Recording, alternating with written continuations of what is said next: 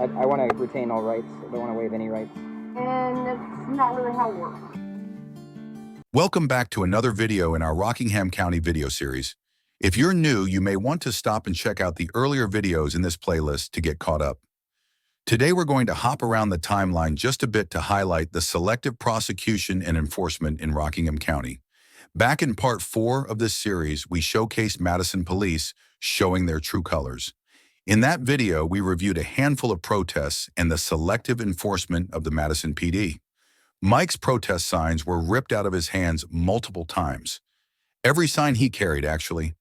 Yet the police consistently turned a blind eye to the crimes happening all around them, even claiming to have done an investigation, but not being able to come up with anything in closing the case.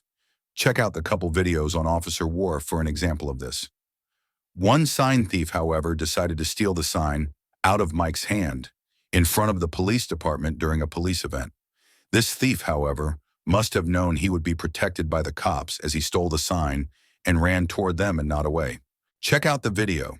The thief, Mason Gould, initially came from the direction of the cops, so one would think that if he didn't actually want to get caught, he could have just grabbed the sign and kept on running. Away from the station, there's a neighborhood right there, and then woods. He could have ditched the sign somewhere and just disappeared. But that's not what he did. He came from the direction of the police station, walked past Mike, and then grabbed the sign on his way back towards the cops. Mike explained NCGS 1472 to the officers at the scene to ensure that they knew the severity of the crime that was just committed in their presence. Let's review that statute. NCGS 1472 is as follows. Larceny of property, receiving stolen goods or possessing stolen goods. Larceny, as provided in subsection B of this section, is a Class H felony. Okay, so what does subsection B state? Subsection B, the crime of larceny is a felony without regard to the value of the property in question if the larceny is any of the following. First in the list, from the person. In spite of explaining the state law to the officers at the scene, the officer charged Gould with misdemeanor larceny. Okay, well, what does the statute say about misdemeanor larceny? Let's read it. Except as provided in subsections B and C of this section, larceny of property or the receiving or possession of stolen goods, knowing or having reasonable grounds to believe them to be stolen, where the value of the property or goods is not more than $1,000, is a Class 1 misdemeanor. Literally, the first half of the sentence these people are using to claim Gould committed a misdemeanor larceny states otherwise. Gould is also guilty of exploitation of a disabled adult according to NCGS 141112(2)(c). It is unlawful for a person to knowingly obtain a disabled adult's property with the intent to temporarily or permanently deprive disabled adult of the use, benefit, or possession of the property. E. A violation of subsection C of this section is punishable as follows. 3. If the property involved in the exploitation of the disabled adult is valued at less than $20,000, then the offense is a Class I felony. At the time of the arrest, the police officers refused to release the criminal's name to Mike, the victim. They went so far as to remove Gould's information from a records request response. They did not remove Mike's, the victim, information from the document, though. After trying to get information from the Madison PD for about a week, Mike decided to call the DA's office. District Attorney's Office. Hi, I'm trying to get some answers on, I believe it's Article 1, Section 37 of the North Carolina Constitution, the victim's rights. It's also listed, I think it's in Article 46, that's known as the Crime Victims' Rights Act, GS 15A. I've been a victim of several crimes, and I'm trying to find out why the District Attorney's Office hasn't contacted me to keep me apprised to the criminal's proceedings and anything like that. Okay, your name? The legal name I use is Michael Nelson. Who's the defendant? I don't know. That's part of the issue. The local law enforcement that arrested the perpetrator has been protecting the assailant's information, and instead they're releasing victims' information to via public records. That they're actually violating state law for the Public Records Act and the Victims' Rights Act. It was the Madison Police Department that were the arresting agency. Okay, so you would need to contact the arresting agency. We If have. nobody's been charged with anything, then we don't have any documentation. Oh, they've been charged. The arrest happened in our presence. They said they charged them and transported them to the county magistrate and the county jail. But they are not releasing the assailant's information. So they're impeding justice and violating the Crime Okay, you would Victims still need to Act. have this conversation with them. We have been for over a week now. So where do we go from here? Where's the oversight for the local law enforcement when they're breaking the law? You would have to contact somebody over there and ask to speak to one of their superiors. No, we have. All the way Jason White, the chief of police, is, I believe, the one who apprehended the suspect and has been refusing to release the information. So when a police agency... Unfortunately, we can't do anything. Okay. Do you know who we would go to? What recourse does the public have when a police agency is complicit with the criminals? No, I'm not sure. You might be able to call. I'm not really sure who you would call. But with us being a prosecuting office, unless we have documentation from a law enforcement agency to proceed to prosecute, then we don't have anything to do with it. Right. In the North Carolina Constitution, under Article 1, Section 37, for the victim's rights, the DA's office is responsible to uphold and ensure those rights for the victim. Correct. Okay, Right. I understand that. You Okay, know, but so I'm calling until somebody is arrested and brought to either our district court or our superior court, under the victim's rights law, the victim will be contacted upon the arrest of the assailant. Right, and I'm telling you that's happened, but the local police is not releasing that information. And instead, they're releasing victim information and public records requests. So they're violating the law. Who's the defendant? Ways. We don't know. That's what I'm telling you. Okay, well, if you don't know who the defendant is, we don't know who the defendant is.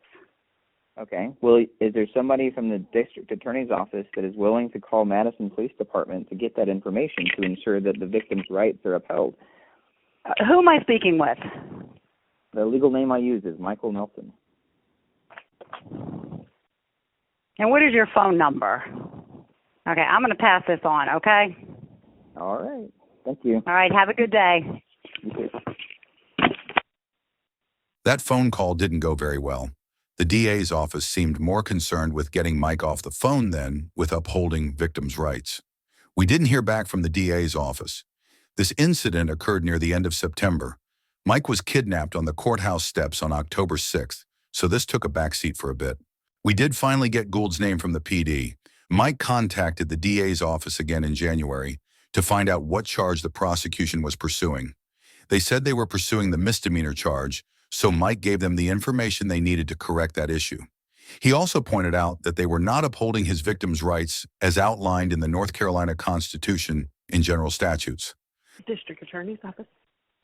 Hi, I'm trying to talk to somebody about a case where I'm the victim. Okay. The last name is charged Gould, Gould. First name Mason. Okay, is this a misdemeanor larceny? It should be felony larceny. He stole my property off my person. Okay. I think currently you may have him charged for misdemeanor larceny on September 26th, and it should be a felony as he stole it directly off my person, which in North Carolina the statute reads that it's, either of a value of $1,000 or more, or if it's stolen off of a person. Well, sir, that's up to the officer on what they charge him with, but all we have is a misdemeanor larceny in the system. Right, isn't it up to the district attorney's office, like whether to pursue charges or to make a correction if they've made a mistake in the charging documents? That can be done in certain circumstances. I'm just Okay. the assistant. I can't make that decision.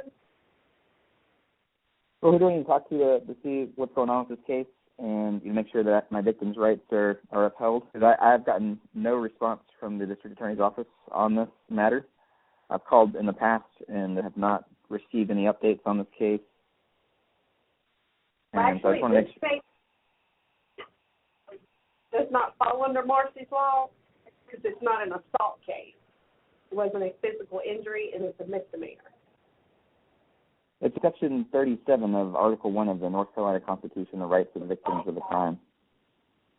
Hello, are you still there? Hello? They still didn't seem concerned, but after being mysteriously disconnected, she called back with a professional tone and claimed the prosecutor would call Mike. Can you hear me? I can. Okay. Hey, so this is Christy at the DA's office. I'm sorry we got disconnected earlier. Yeah. I just wanted to let you know a little bit. I don't have a lot of information, but the case is set for February 15th in district court. Okay. And as far as it sets now, the DA's office is going to pursue it as it's charged as a misdemeanor larceny. No plea offer has been offered to the defendant. And right now, we don't know if he intends to plead guilty or is going to want a trial. Okay. Can you speak to why the district attorney's office is not charging this as a felony? I cannot, no, sir. Okay, who do I need to speak to in order to... I can give the ADA a message for you.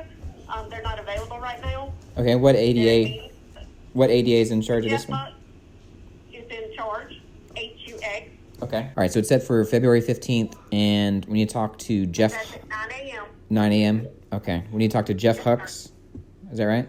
Jeff Hux will be the ADA handling the case. All right, is he going to call me? Would you like for him to call you? Yeah, that'd be great. Did you catch who the prosecutor was? There were two Jeff Hux and Matthew Cockman, the same ones that are prosecuting Mike. Think they prosecuted Gould with as much gusto as they have shown in prosecuting Mike? Take a look at the definition of a victim according to NCGS 15A 830. 7. Victim is defined as a person against whom there is probable cause to believe an offense against the person or a felony property crime has been committed. The hearing was scheduled for February 15, 2021 at 9 a.m., but the Rockingham County courts do not allow Mike access to the courthouse. Mike still wanted to speak with the prosecutor to make sure the prosecutor had the victim's story, but that never happened. Mike was never contacted for his testimony, never asked to appear as a witness, never consulted or informed at all throughout this process. A clear violation of victims' rights. A supporter of the channel was able to obtain the case file from these proceedings months later. We discovered that the case was not heard until June 7, 2021. The only charge Gould was facing was misdemeanor larceny. The only subpoena issued was to one officer of the Madison PD, even though there were plenty of witnesses and a live stream to YouTube. And get this, case was disposed on June 7, 2021 by dismissal without leave by day. Hold on, it gets worse. The reason given as to why Prosecutor Cockman moved to dismiss the case? Because the prosecuting witness's victim failed to appear. Isn't that a lovely bit of vindictive irony right there? Case where Mike is the defendant. Court won't allow Mike in. Court sends men to hurt Mike. Case where Mike is the victim. Court won't allow Mike in. Court releases a different man who hurt Mike. Cockman decided not to prosecute Gould, who committed an actual crime, live on camera for the world to see. A felony-level crime against a disabled person, another felony-level crime in itself. Yet he continues to this day, in July of 2024, to pursue frivolous, vindictive charges against that victim, and even moved for a failure to appear warrant against Mike when Mike was blocked from entering the courthouse. Hux and Cockman knew that Mike would not be permitted access to the courthouse to testify against Gould, yet they did nothing to try to secure his testimony or even talk to him at all about the case where he was named as the victim. If this doesn't show the selective and vindictive prosecutions and enforcement, I just don't know what will. Also interesting to note is there is no judge listed in the case file, no name, no signature. So, the prosecution dismissed the charge without the signature of a judge. Let that sink in. Cockman is still prosecuting Mike 4 years later, when even the district court testimonies against Mike said they witnessed no crimes. Let me leave you with a couple questions. What is the justice interest in pursuing an obstruction charge against a blind man who lives and has lived in a whole different state for over 3 years? What is the point of continuing to pursue charges against a man that, if convicted, would result in no jail time? A man who has already been under some form of incarceration for over 45 days, 10 of which were spent in isolation in a maximum security prison. Stick around as we continue down the rabbit hole of corruption of Rockingham County, North Carolina. Stay tuned for more. Thanks for watching. Te opresso liber.